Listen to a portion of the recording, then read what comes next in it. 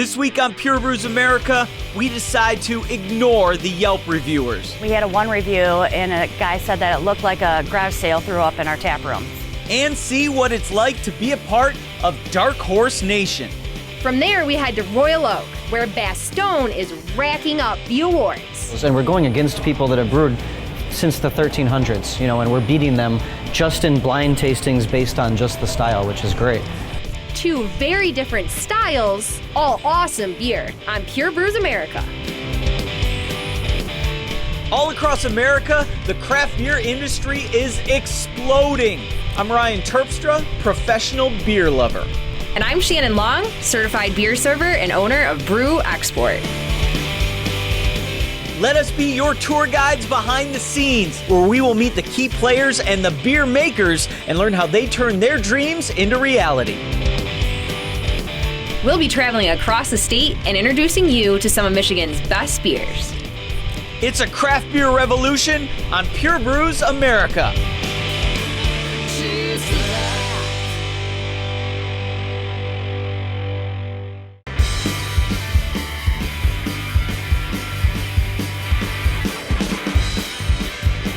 So at Pure Brews, we're always looking for bold beers and crazy characters. Today, this brings us to Marshall, Michigan. That's right. If you love delicious food, awesome beer, maybe you want Slayer tattooed into your forearm, and who doesn't? You can find all that here and more, done with a blue-collar work ethic at Dark Horse Brewing Company.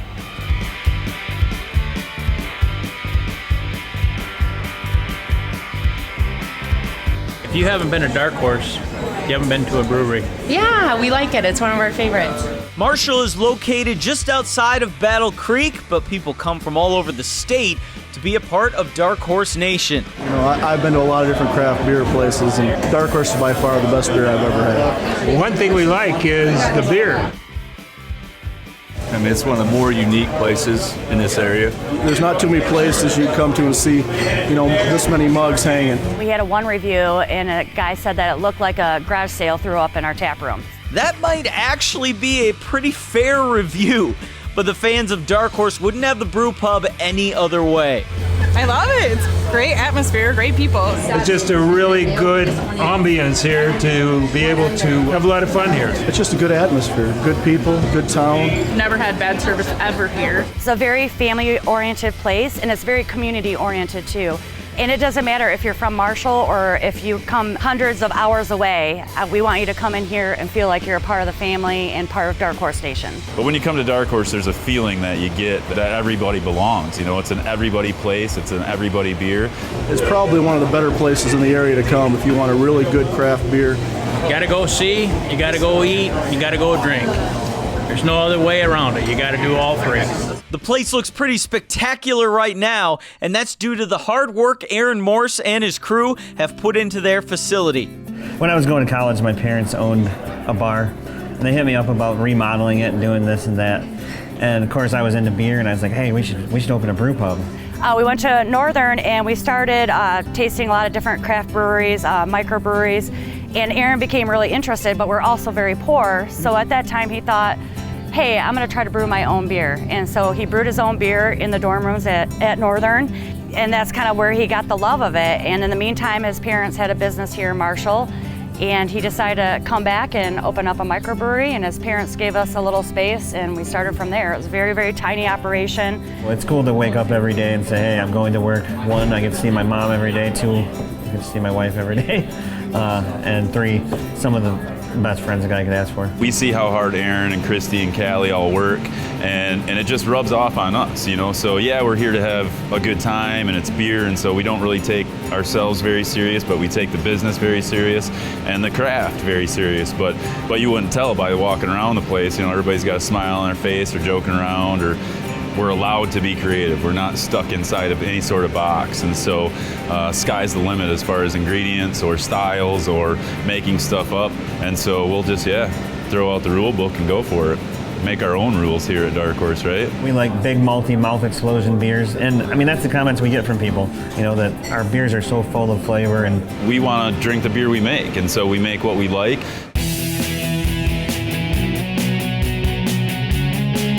First, we're going to try Crooked Tree IPA, Indy Pale Ale.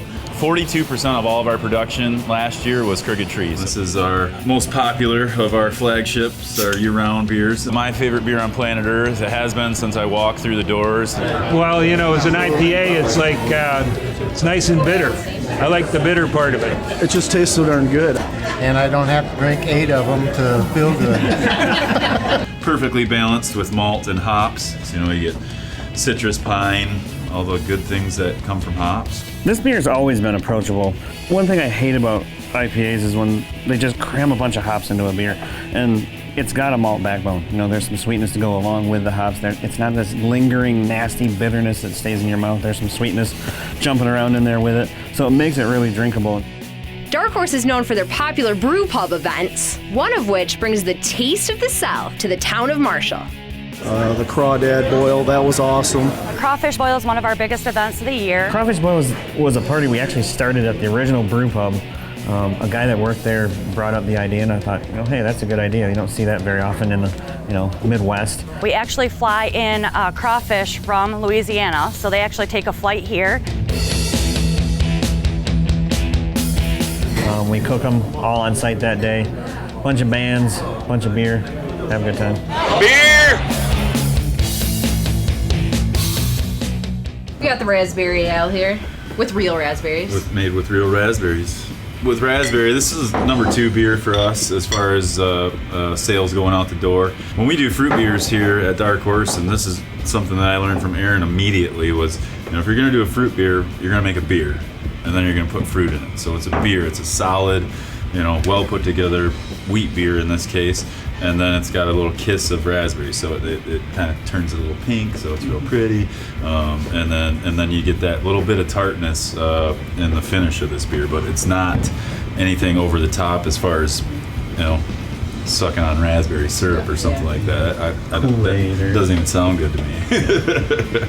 They make the best raspberry ale that I've ever had. A lot of the fruit beers, they say they're kind of girly beers. Like, that's a girl beer. We get more guys that drink raspberry than almost anything. And as you get, you know, those big, strong guys or big bikers walking off the street, give me a raspberry. You know, and it's like, it's a beer for everybody. Just because it has fruit in it doesn't mean dudes can't drink it, so. Crooked Tree IPA and Raspberry Ale seem like perfectly normal names.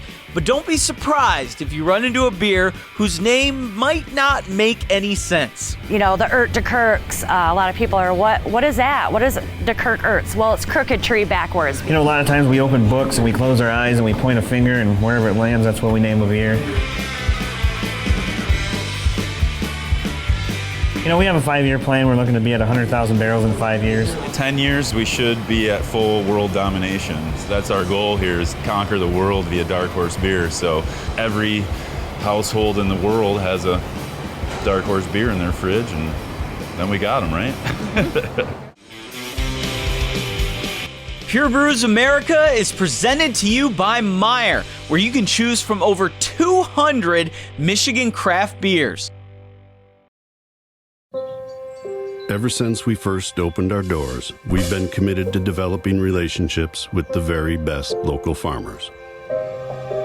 Because we thought that would be a sensible way to offer our customers the best, freshest produce at the lowest possible prices. Now, 80 years later, this whole locally grown thing has gotten pretty fashionable. Whoever thought common sense would be so cool, hip, and trendy? Come see for yourself. At Lawrence Technological University, you'll go way beyond the books. Professors with real-world experience deliver hands-on instruction in small classes, helping students land co-ops, internships, and research projects. By graduation, 80% of LTU students have jobs or plans to pursue master's degrees. And most Lawrence Tech grads earn more than their peers. So if you're ready to embrace your possibilities, we want you at LTU.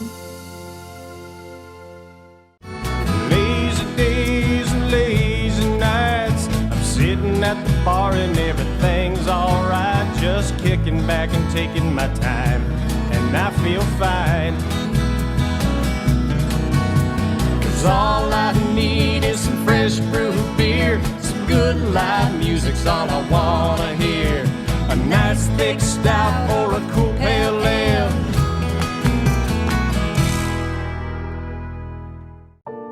Before you choose a luxury SUV, stop by Hoot McInerney Star Lincoln and drive the amazing new Lincoln MKX. It's a stunning new expression of luxury with inspired performance and design and a long list of standard features. The all-new Lincoln MKX, now available at Hoot McInerney Star Lincoln, 12 Mile Road just east of Telegraph. Best price, smart choice, and you get the star treatment.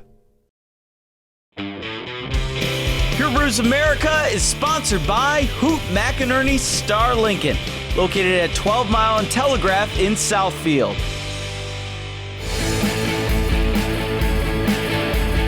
Homebrewing is quickly becoming one of Michigan's favorite pastimes. There are over 1 million homebrewers in the state making about 2 million barrels of beer. We caught up with a few of these enthusiasts at Rochester Mills. Yes, I'm a home brewer. I've brewed beer myself. I'm in a club that is wholeheartedly supported by Rochester Mills. My wife brews beer, and probably better than me. All right. It was fun. I tried it once, and I really liked it and got good reviews on my beer. So if you can get them to do it a few times, then you might have a converted person to homebrew. According to the American Homebrewing Association, 90% of professional brewers started off as a home brewer. In 1983, I was listening in biology class, and my teacher said, "And you can make beer." So that's my first relevant thing I heard in school, and that's how I started making beer. All the money that I got when I graduated from high school, generally you're supposed to put it towards college stuff. I bought brewing equipment, much to my parents' chagrin. So I always enjoyed beer, and one day I was at a friend's house and he was homebrewing for the very first time. Something in my brain just either exploded or imploded, or I don't know what happened, but I was just very fascinated by the process. I was buying a lot of beer at the store and drinking a lot, and I like cooking and I like the concept of making stuff, so I figured it would be a lot easier for me to just make it at home and spend less money doing it, so that's kind of how it got started. And back then we just bought a kit, but we had to jump right out of the box right away and started to make it a honey porter, so we added the honey to the recipe on our own. Delicious. And I'm not sure if it was really good, but we thought it was the best thing in the world because we made it. the first beer that I ever brewed was pre-made thing out of a can, and I didn't know what I was doing, and I fermented it in my closet. It was drinkable, but it wasn't, I learned later on that it wasn't good. The first beer I brewed was a porter. It turned out okay. I bottled it a little too early and I had some bottles explode in my laundry room, but other than that, it turned out pretty good. So I did make a batch or two that I wouldn't consider drinkable, but everybody does that. So don't be afraid if you don't knock it out of the park right away. If you want to make your own beer, just do it.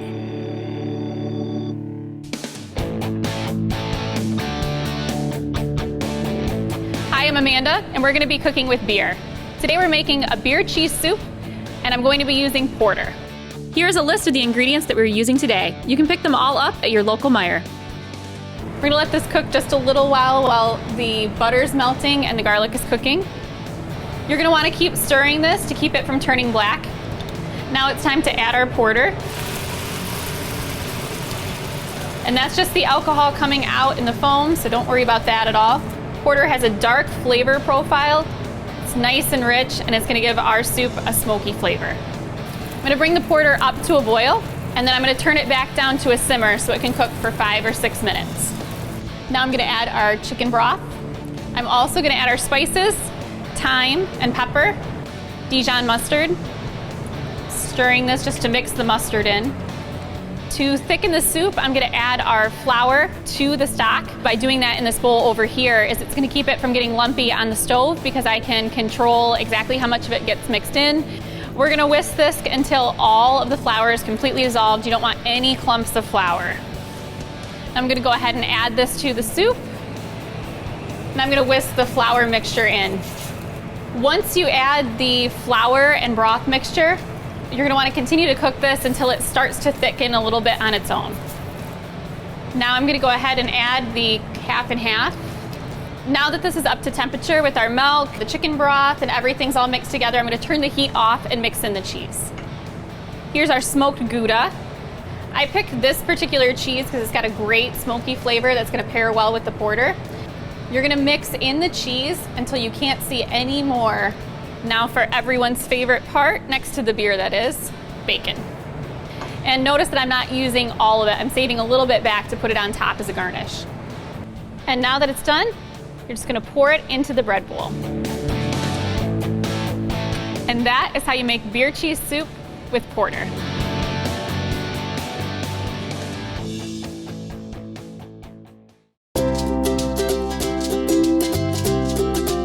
Hey, so I just got back from Meijer. Check out everything I got from their craft beer area. What awesome variety. How did you know what to get? Well, I was in the store and I logged on to Meijer.com/selection.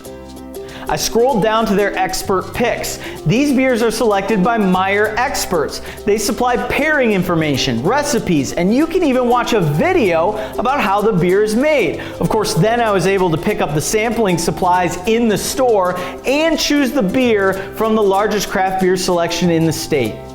And Meijer wants to help you simplify your next craft beer selection using their Pick Your Pour flavoring system. I asked you to pick out something fruity and flavorful, and you picked out Dark Horse Raspberry Ale. That is going to go perfect with the blue cheese that Meijer recommended. Yep, and I'm more of a rich and malty guy, so I stuck with Dark Horse Brewing Company, but got some black ale for me. And both of these 6-packs were a great deal because Meijer prices are the lowest allowable by law on all of the over 2,000 beers that they carry. Meijer is your one-stop shop for your special occasion. They have beer, glassware, and of course, great food. Log on to Meijer.com/selection and get the things that you need to have a great event, all available at your local Meijer. Up next, a ringing endorsement for Bastogne Brewery. Tastes like if Budweiser tasted really, really good. We meet the man behind the gold medal winning beers when Pure Brews America returns. Time now for On Tap Trivia, brought to you by the Michigan Brewers Guild. Many breweries have opened and closed their doors throughout American history. What is the oldest continuously operating microbrewery east of the Mississippi? Founders Brewing Company, Bell's Brewery, Dogfish Head Brewery, or Brooklyn Brewery? The answer when we come back on Pure Brews America. Meat.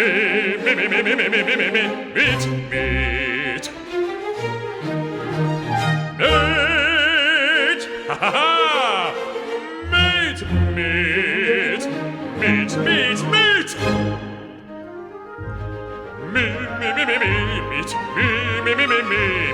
Ha ha ha! Meat. Meat. We're the Cronin Law Firm, bringing more to the table.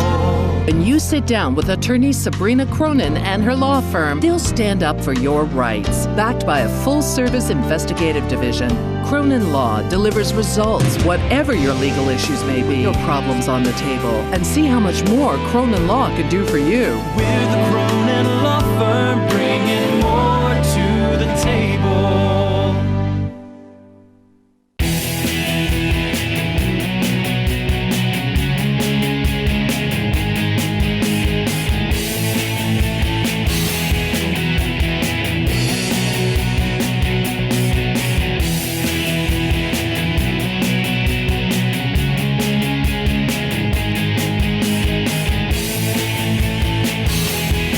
Cheers.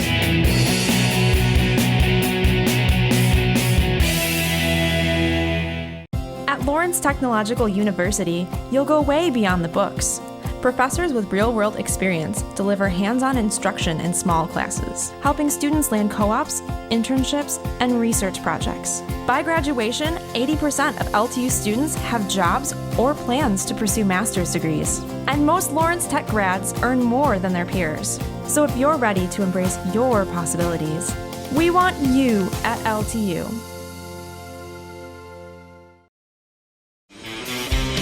Welcome back to Pure Brews America. Here's the answer to this week's On Tap Trivia. What's the oldest continuously operating microbrewery east of the Mississippi? Founders Brewing Company, Bell's Brewery, Dogfish Head Brewery, or Brooklyn Brewery? That's right, it's Michigan's beloved Bell's Brewery. Bell's sold its first commercial beer in September 1985.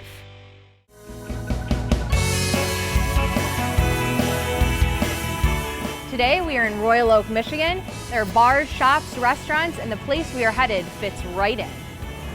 So you may see this place and think, hey, that looks like a great place to grab a beer and a meal, and you would be right. But what you might not know is they actually brew beer here, right underneath your feet. This is Bastogne Brewery. It's got a pretty cool feel to it, pretty cool environment. You know, people really like the atmosphere. It's not really the typical sort of American brew pub. It's a little bit different. It's a little bit nicer than some people are expecting when they first come in. I would definitely recommend people to come here. They have great food. The food here is very good. And it's all like a Belgian cuisine, so they've got a lot of waffles. You know, when we first started, it was a restaurant and, oh, by the way, we are gonna make some beer. And it has definitely morphed into a brewery that has food as well. Bastone offers a full lineup of Belgian-style beers with a wit, double, and triple available year-round. I never knew much about Belgian-style beers. When I started working here, I was kind of forced to learn because this is a Belgian-themed brewery. They just make it all here and sell it. You can tell because it's all like really fresh. This is one of the best breweries in the region. We're just in a small town on a corner. Seems like a small little local brewery, but we're winning awards that are on the national and international level. I would definitely come back here, get another flight sometime. Like, I wasn't sure if I was gonna like all of them, but I liked every single one of them. When you come here, the product speaks for itself, and I think that we're a good reminder that if you create something good, it will stand on its own. Cheers. This stuff is good. I mean, really good. And everything is brewed by a single person, the man known as Rock. Where you get all your inspiration from? How do you come up with new beers? I don't know if I come up with new beers. I try to mimic the styles of beer already created. No, for the most part, I kind of stick with the beers that have been made for hundreds and hundreds and hundreds of years and just try to perfect those styles of beer. You know, we go to Denver to the Great American Beer Festival and we're walking through the crowd and people stop him because they want to talk to him. Rock is a superstar. I mean, our Pilsner in 2007 got the same score as Stella did for Best Pilsner in the world. We've won lots of Belgian awards at giant beer festivals, and we're going against people that have brewed since the 1300s, you know, and we're beating them just in blind tastings based on just the style, which is great. What was it like when you won the 2014 Brewer of the Year? It was pretty humbling, to be quite honest with you. It's a goal that I had worked toward since I started brewing, and nothing that I ever thought was achievable. So actually, winning that award was pretty cool.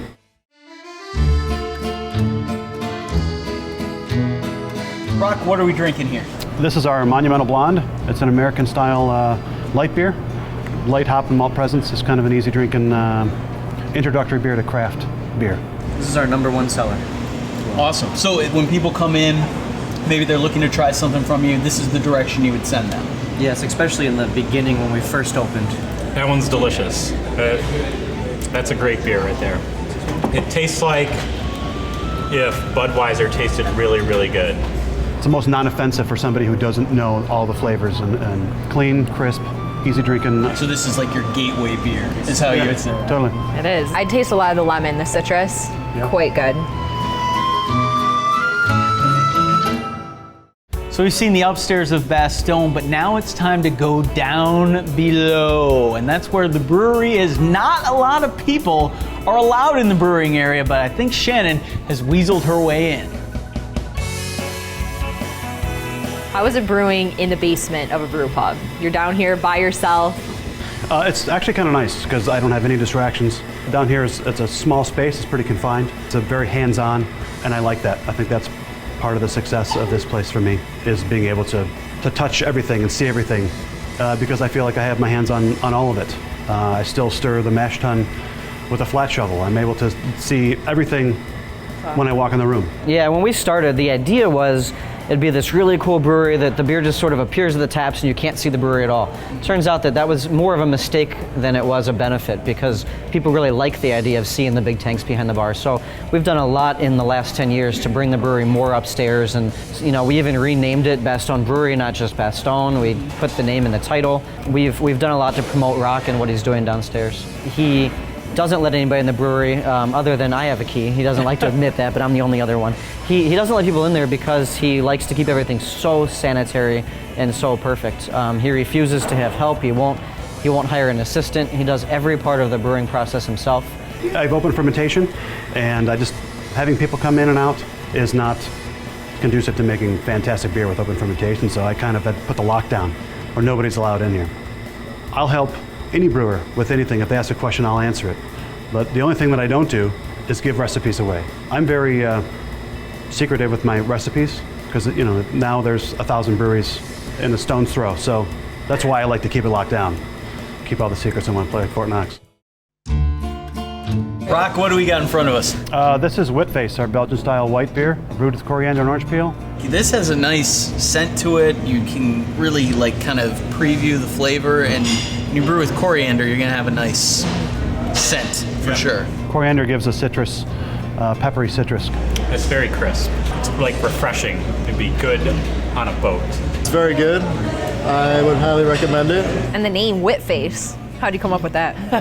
Whitface came out of frustration for naming the beer, because Whitface sounds like something else, and that's kind of where it came out. Yeah, if you drink too many, you get wet-faced. Yeah, pretty much. He had made a sign that said Whitface, and it had a guy in the gutter, his head's in the gutter, and his face plant in the gutter in the rain. And I was like, what's that? He's like, that's the new name of our wit. I was like, okay. Yeah, it didn't end up on the side. That'll sell amazing. Let's get whip-faced. One thing Bastone does not do yet is package their beer. So the only place that you're going to get this stuff right now is in Royal Oak. Rock and I have had a dream for many years to get it on store shelves. As an owner and as a brewer, we've been looking at it like this is something we want to share with people. Unfortunately, there's some tricky laws in Michigan about if you're a brew pub or if you're a microbrewery and how we can distribute. So we have some obstacles. It would probably mean opening another facility. My wife and I are in talks with the powers that be, and we are working towards opening up Brewery Bastone, which would be a microbrewery. Using the same recipes and having him in charge, I think, could really work. Well, Rock, we had a great time hanging out at Bastone. Thanks for letting us come on by. Thanks a bunch for letting us in your brewery. Cheers.